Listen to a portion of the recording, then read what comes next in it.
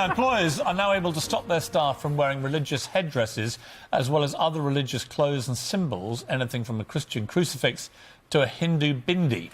The European Court has ruled that companies are now allowed to demand that their workers dress neutrally. So, joining us now, television presenter and businesswoman Saira Khan, who agrees with the ruling, and journalist Hannah Youssef, who disagrees. Very good morning to you both. Good morning.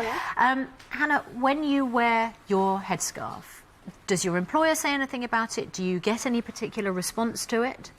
No. Well, I mean, in the UK, I don't think we have much of a problem when it comes to, people being able to express their religion and still have a job. You're a journalist and you work currently. You're a student, but you work at The Guardian at the moment. Yes, I'm doing an internship at The Guardian. But I do think that the ruling does send a message, and that message sort of, it will ultimately alienate people because it legitimises intolerant views, and it sort of gives the green light to employers to discriminate. What does wearing the headscarf mean to you as a young Muslim woman?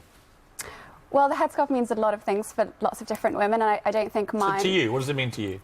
Well, to me, it's a reconciliation of, my Muslim background and my European culture, and but that's not. I can't say that's the same for everyone. Do you wear it because of modesty and because you need to cover up your hair? Not necessarily, no. For me, it's more of a cultural thing. Because I wonder for a lot of women, that is the case. That is a modesty thing or a spiritual thing. It brings them closer to God, or it can be a feminist statement. Or... Because I wonder if you wear it for modesty because you think it's important to cover up your hair, then would it be even more difficult if someone asked you to remove it? Yeah, because the hair is a very private part for some women, and I think asking someone to reveal something that's private is quite unacceptable. And this isn't going to make Muslim women think, oh, okay, I'm going to take off my scarf now so I can get a job. It will make them stay at home and sort of take them out of the workforce. Sorry, you don't agree. Why?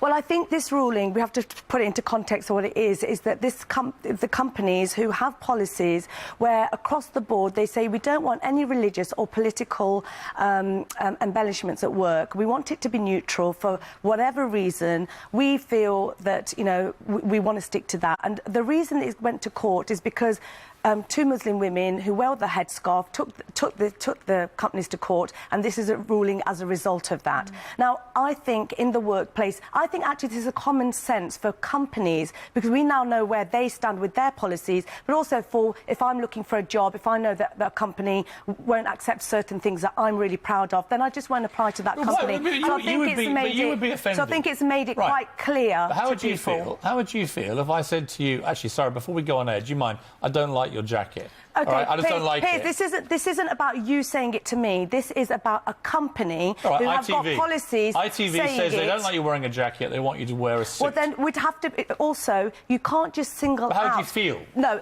it's not about a feeling. This is about a ruling. And if you cannot single out a person for wearing a religious outfit just because of their religion... Hang on.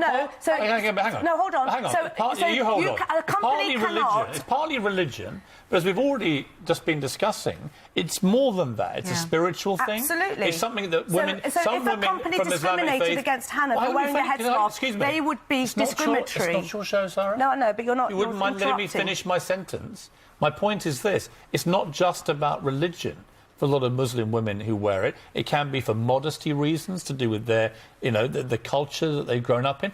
Who are we to say to women, you must be less modest at work? Sorry. I'm not saying it's we. This is a company. If a company decides that it doesn't want political or religious embellishments at work across the board, this applies to Jewish people, it applies to Christian people, it applies to Islamic people. It's interesting that we've only got a lady in a headscarf. We should also have a Jewish person here, a Sikh person here, a Christian person here, because it affects everybody. And particularly for that company. I think Sarah is right that the ruling is aimed at all religions, but let's be honest, that this will disproportionately affect Muslim women. And, I do agree that it does provide clarity for employers to decide who they want in their work, but I don't think Muslim women have that. What about women who are not Muslim who want to wear a headscarf?